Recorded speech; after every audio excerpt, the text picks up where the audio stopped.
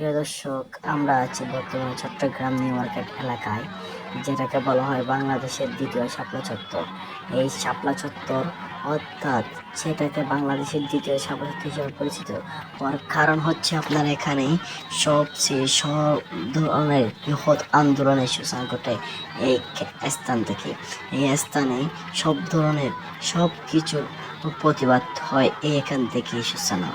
আমরা বর্তমানে দাঁড়িয়ে আছি চট্টগ্রাম নিউ মার্কেট এলাকার ঠিক মোড়ে। বর্তমানে সব জনগণ উল্লাস প্রকাশ করতেছে এই স্বৈরাচার শাসক পালিয়ে যাওয়ার কারণে। সবাই এক ধরনের অস্বস্তির মধ্যে ছিল, অস্বস্তিকর পরিবেশের মধ্যে ছিল বলতে গেলে।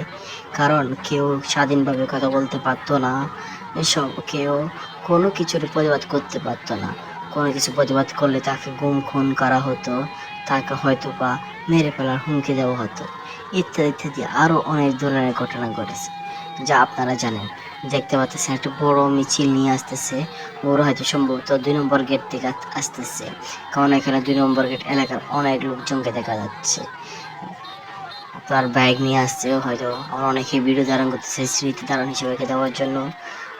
আপনারা অনেক অনেক জনগণকে দেখতে পাচ্ছেন, যা হাজার হাজার লক্ষ লক্ষ লোক একসাথে জমায়েত হয়ে আনন্দ প্রকাশ করতেছে, আনন্দ ভাগাভাগি করতেছে। কিছুক্ষণ আগে এখানে মিষ্টি বিতরণ হয়েছিল, হয়তো আপনার দেখানোর সুযোগ হয়নি। প্রায় আপনার বলতে গেলে কয়েক মন মিষ্টি নিমিষে শেষ হয়ে গেছে। হয়তো নষ্ট হয়েছে এরকম না, সবাই খেয়েছে মিষ্টি। এই মিষ্টি খাওয়ার কারণ হচ্ছে স্বৈরাচার শাসক পালিয়ে যাওয়ার আনন্দের।